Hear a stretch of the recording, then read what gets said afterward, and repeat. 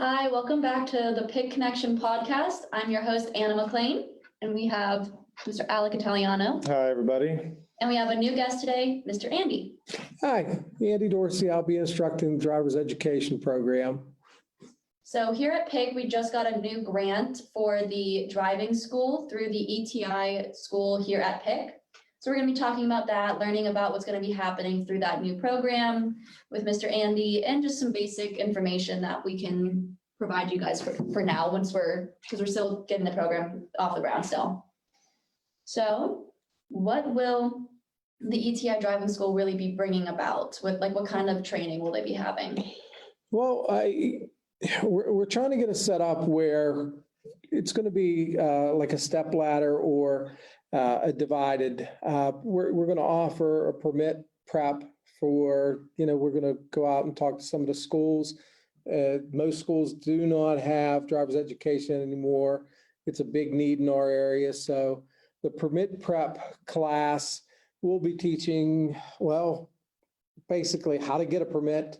And to get a permit, you only have to pass 18 questions. But if you look at what used to be the book, but it's now online, there's 128 questions to study from. And they usually don't know what to study and what's going to be on a test. And that's a huge stressor point for the kids at that point.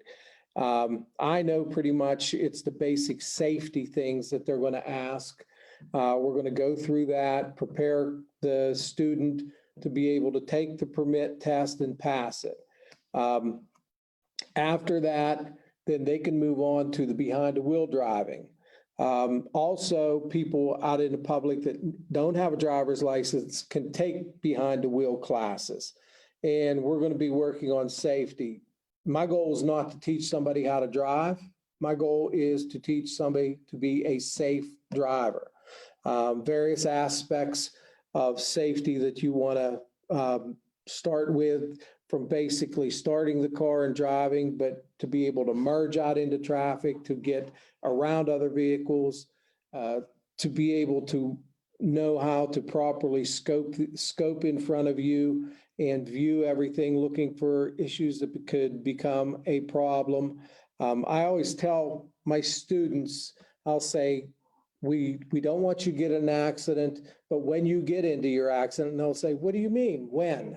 I said, well, Probably going to happen at some point. Yeah, sooner or later, it's going to happen.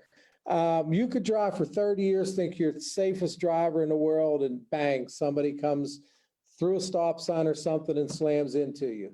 But if you know you're prepared to watch for these type of things, it's going to take a lot longer, hopefully, for that accident to happen. But we're going to teach to be safe. Also, we'll throw some things in there, teach people how to change the tire, teach people how to basically change oil and just basic maintenance. So we're going to cover a lot of stuff.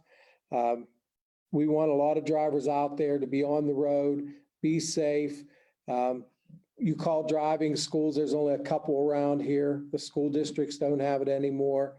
So here we are, Private Industry Council, we're ready. We're doing it, yeah. We're ready to go. And just to clarify, it wasn't really like a grant. It's really just a new service that we're offering through ETI. But yeah, kind of what Andy's saying, we called around, and you're right, there's only a few out there. And I don't know, do you know like kind of when school districts maybe stopped offering that as a service? Because I know when I was in school, they didn't have it. So it's been a process that's been happening slowly, probably over the last 10 years. Yeah. In Fayette County, Perryopolis, which would be Frazier's district, stopped it about 5 years ago. Okay. Last one hanging on, I think, was Laurel Highlands, and I think they quit now. They quit now too, yeah. And a lot of people think, well, it's a matter of the schools don't want to pay for the insurance, and it had nothing to do with insurance. What it had to do was driver's education was an elective class. Oh, I see, okay. So the school districts would much rather use that teacher in a different class rather than an elective. Right, makes sense. So, yeah, I guess it was a money thing, but in a different way. Yeah, Yeah. like a personnel thing. Right. Okay, so we're having two different forms of training that's gonna be going on. We have the permit test and then Yes. the on the road. Yes. How long would someone in the program take to complete one of those two tasks? Well, the permit prep part of it, we were discussing this just the other day, and we were talking about, we came up with, it would maybe be 10 to 15 hours. We would set it up. We're trying to figure out whether we're going to do in-person classes or do it virtually with COVID, I guess virtually. With the behind the wheel for school students, Department of Education requires 30 hours of theory, 6 hours behind the wheel. So we would include that all in for the children that are in school, young adults in school, but then you can purchase yourself, or if somebody pays for you, an organization pays for you, just behind the wheel training. If you're 18 and older, you don't need a lot of the other stuff. All you have to do is learn the safety aspects of it. We'll put you behind the wheel, and I'm not sure what we're going to charge, whether it's 300 for the behind the wheel and how many hours.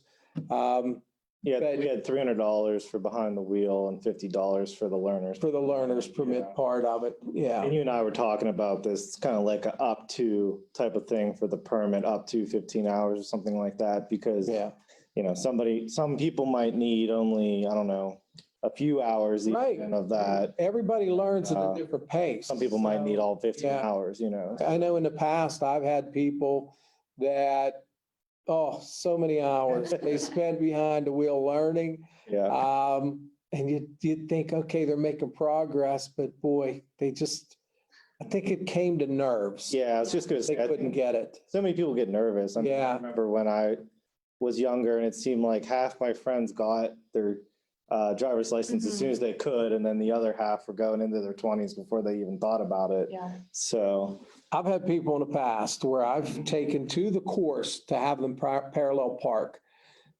10, 15 times in a row, they would perfectly one back up, get in. yeah, That's the day before the test. that's right. The next day they go to test and bam, there goes a barrel. You know, it's, how did this happen? Yeah, But it's nerves. people are nervous. Yeah, it is I mean, it's nerve wracking, you know, I mean, you're usually with a cop, right? I mean, it's the state police officer usually. Yeah, well, basically today they're in regular clothes. They don't intimidate like they used to, where they'd come in with a hat Yeah, and a chin strap and their badge, and that was sort of my experience, and, mine too. you know, I was like, oh, okay, you know, you kind of like straighten up a little bit more, and then Yeah, maybe getting into that parallel parking spots a we're little. really afraid to make a mistake. Yeah, exactly. You know, I always remember the 3-second thing at the stop sign, you know, Yep. you know, stop at 3 seconds and then creep up a little bit more and then look. And everybody was telling me, make sure you do that because they'll write you a citation on the spot. And I was like, oh, I think that was just, you know, Yeah. kind of scare me a little bit. But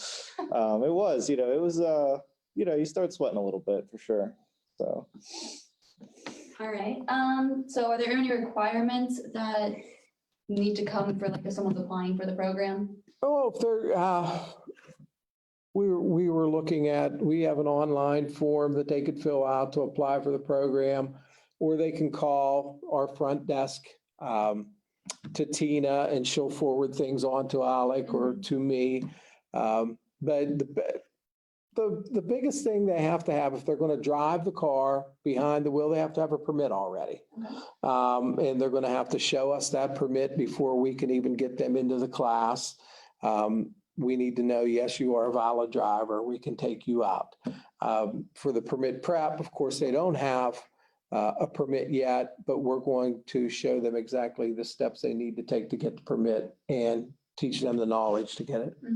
Yeah, I'm showing the form right now. Oh, okay. On the website here. So if you go to Private Industry Council's main site here and you go under education, just click that ETI driving school and it'll pull it up for you.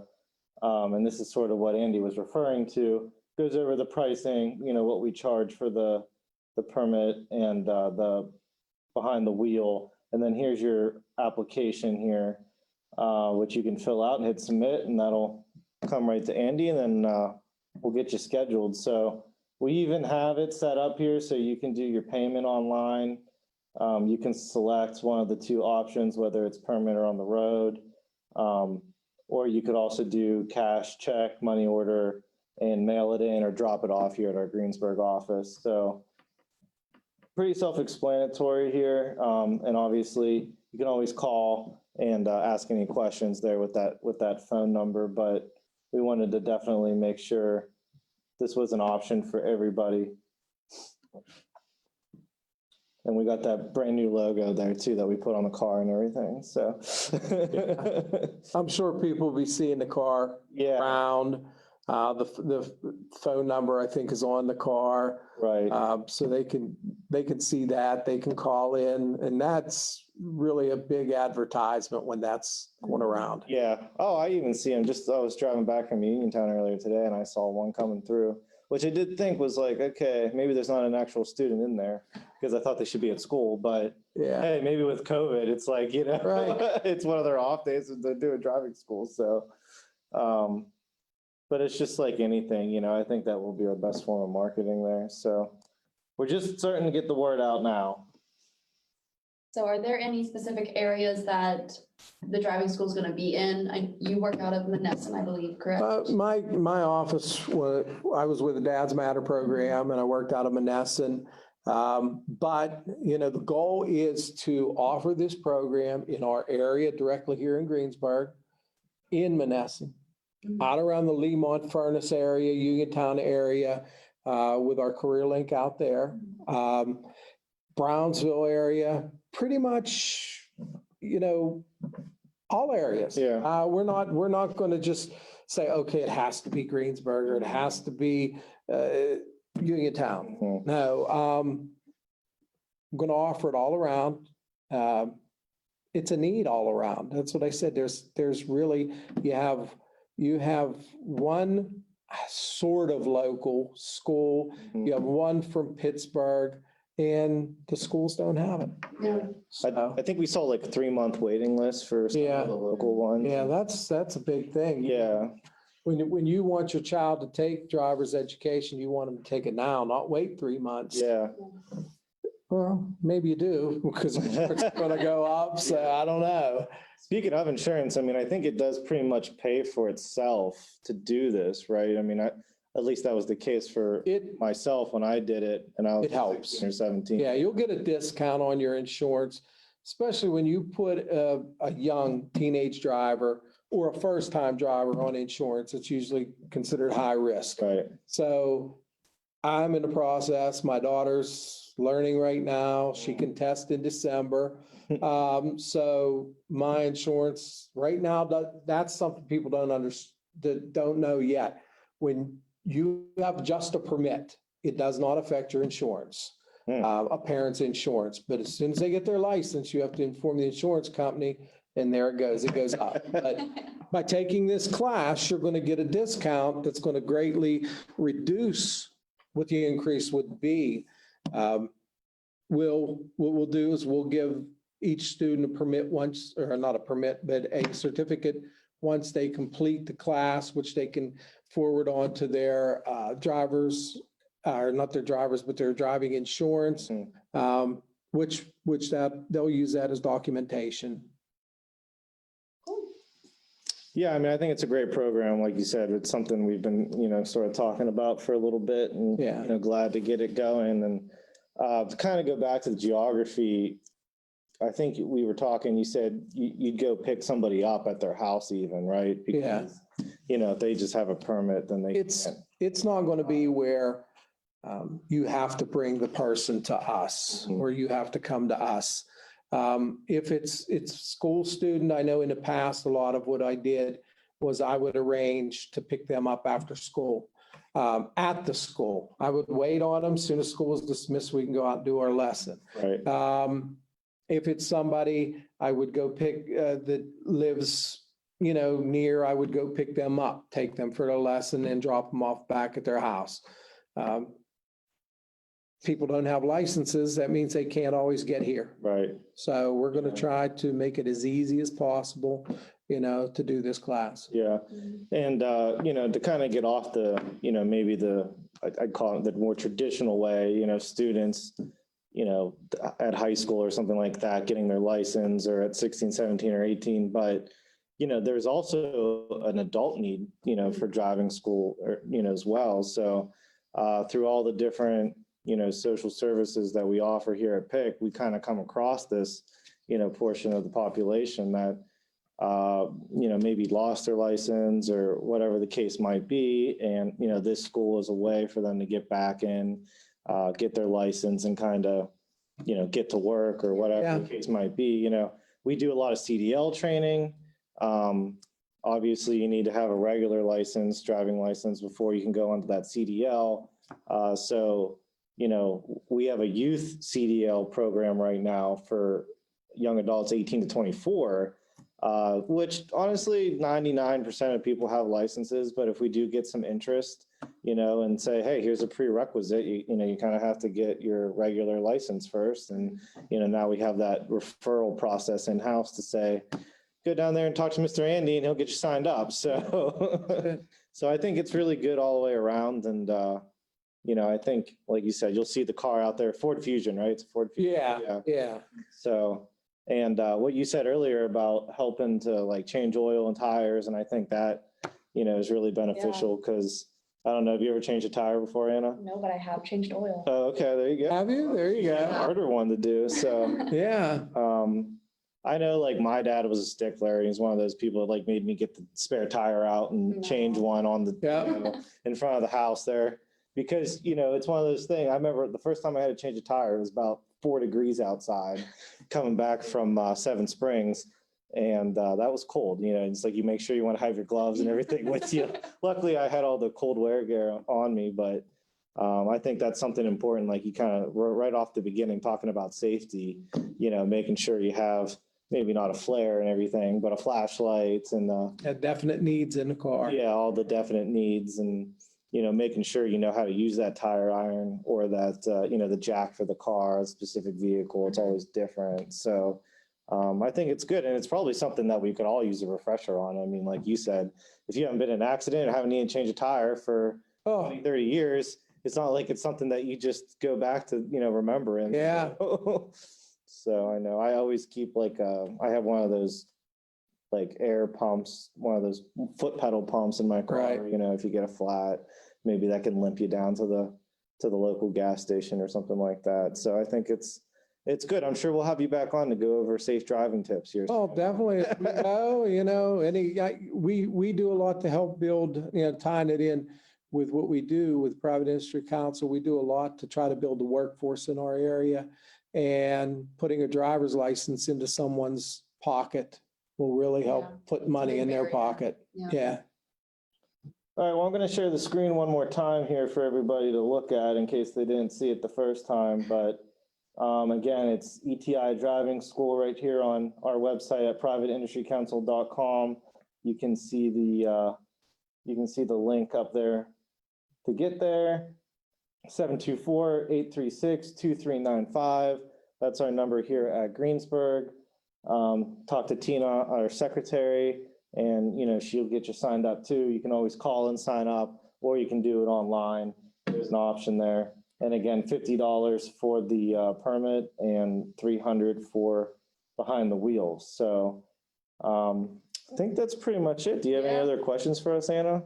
Nope, not yet. No, not yet. Nothing came to mind there as we were talking. No, exactly. Did we miss anything, Andy? No, that pretty much covers it. We're ready to roll. Yeah. You said you did this before, right? Yeah, I did this. Oh boy, I did it for Goodwill Industries. I started out doing just the permit prep class. And then they had the need for somebody to do the behind the wheel. So I probably did that prior to coming here for about 5 years, probably all together, probably about 7 years. Yeah. Yeah, you had some good stories when we were talking about it the other day. Oh, yeah. Yeah, that's where I get my gray hair. What gray hair, right, Andy? Yeah. Yeah, so, okay. All right, so that's this week's podcast. We'll see you next week. Bye. Bye, everybody.